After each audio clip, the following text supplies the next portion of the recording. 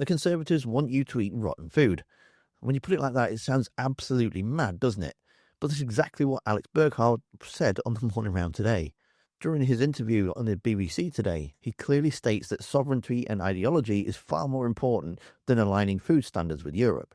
Now, for those who voted in favour of Brexit and think this is a surrender of our so-called Brexit freedoms, what it really means is that we have lorries stuck in lorry parks, we have mountains of red tapes and extra paperwork, food on the shelf that doesn't last as long, and so aligning food standards with Europe means it's going to cut down on all that. It means that food is going to pass through the border quicker, and for the Tories, no, that's not good enough.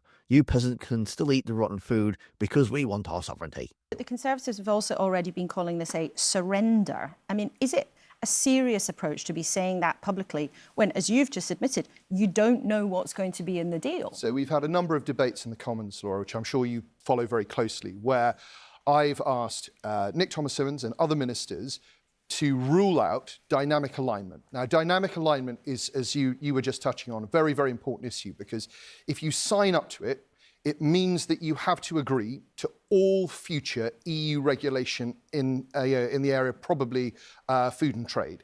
And that means that the UK becomes a rule taker.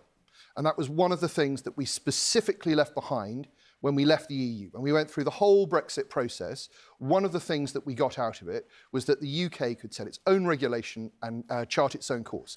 And so because the government hasn't ruled that out, we have to assume that it's very firmly on the table and that it's about to happen. And if that is about to happen, then that is a surrender of some of Britain's sovereignty, and we won't stand for it. But if you're watching at home and you've bored with hearing about Brexit and frustrated by the fact that politicians of all stripes made such a mess of it, what's so wrong about doing something that might bring food prices down at the supermarkets or stop food sitting rotting in a lorry because it's stuck outside a port for 8 hours?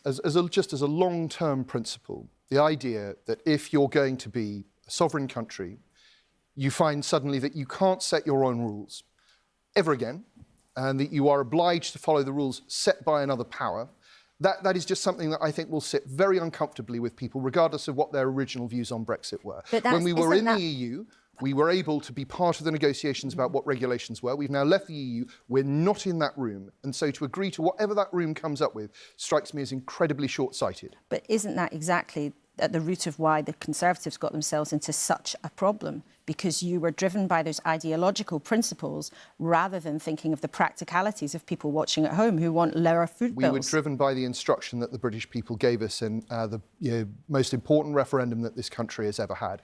The Conservatives said they're going to rip up the EU deal even before it's been seen. I mean, how serious are they? I can't honestly believe that they're still putting their ideology ahead of sensibility.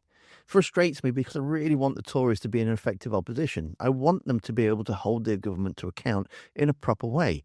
It's how things actually improve. But interviews like this, where she's banging on about sovereignty and being rule takers rather than rule makers, when it's so obviously clear that their Brexit plan hasn't worked, everybody's worse off for it. And when you see your fruit and your veg not lasting more than a day, or if you can get it at all, why wouldn't you want to align your food standards to make things better? The government have already said that they're not going back into the single market, which would just instantly make things much better. So this has to be as good as it can be so far. Yet the Tories still want you eating that rotten food because of reasons. And the Tories are getting so bad at this, they can't even be bothered to do basic fact-checking, like you can see in the video that's on screen now. So go watch that next. Don't forget to hit the like button. Thanks for watching, and I'll see you next time.